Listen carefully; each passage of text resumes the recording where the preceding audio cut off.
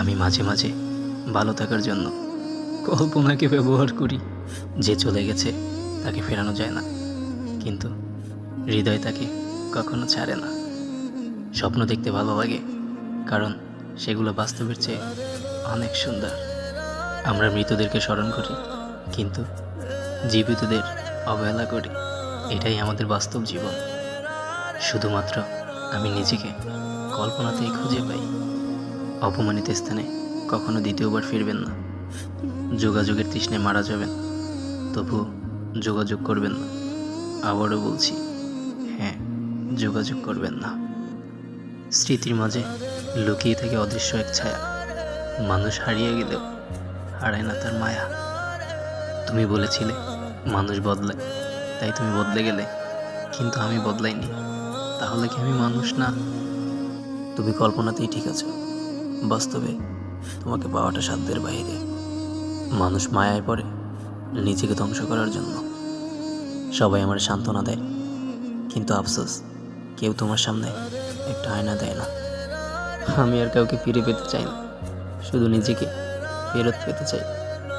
ছোট এই দুনিয়াতে বড় বড় সমস্যার সমাধান কেবলমাত্র মানিয়ে নেওয়া।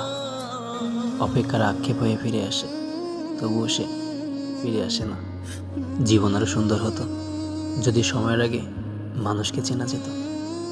মানুষ নিতান্তই অসহায় তার স্মৃতির কাছে। পুরনো ছবিতে আমি অসুন্দর ছিলাম ঠিকই, কিন্তু সুখী ছিলাম না। আর কোনো শখ নেই, যা ছিল হারিয়ে গেছে। দুঃখ দিলা, প্রেম দিলা না, নিখুঁতভাবে কাঁদিয়ে বলল আর কেঁদো না।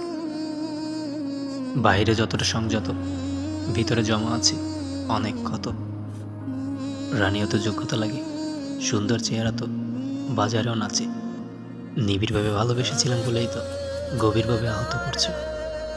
মুখের ভাষা যখন অসহায়, চোখের ভাষা তখন পানি গড়ায়। নিশ্চয়ই আল্লাহর পরিকল্পনা আমাদের স্বপ্নের চেয়েও বেশি উত্তম। আমরা তো বোকা মানুষ, অল্প সুখের দামে গোটা হৃদয় বিক্রি করি। শূন্য থেকে শুরু, শূন্যর মাঝেই শেষ। আলোর মাঝে কিছুই নেই, অন্ধকারেই বেশ। না হাঁটছি, না দৌড়াচ্ছি, তবুও হাঁপাচ্ছি। জীবনের কোন অধ্যায়ে আটকে গেলাম। বেঁচে থাকাটা সহজ, কিন্তু বাঁচার মতো বাঁচা খুবই কঠিন। ধ্বংসের দিকে তাকিয়ে এক মুচকি হাসি দেওয়ার মতো অদ্ভুত এক মানুষ আমি। ভালো লাগাটা প্রেম, বলতে না পারাটা ভালোবাসা। মানুষ কথা দেয় শুধুমাত্র মুহূর্তটাকে সুন্দর করার জন্য। সবাই ভালো মানুষ চায়, কিন্তু মানুষের ভালো কেউই চায় না। বিলাসীদের রঙিন জগতে আমি এক সাদা কালো মস্তিষ্কের মানুষ। মানুষের আচরণই মানুষকে প্রিয় থেকে অপ্রিয় বানিয়ে দেয়। থাকুক না কিছু দুঃখ, অভিমান অপ্রকাশিত হয়।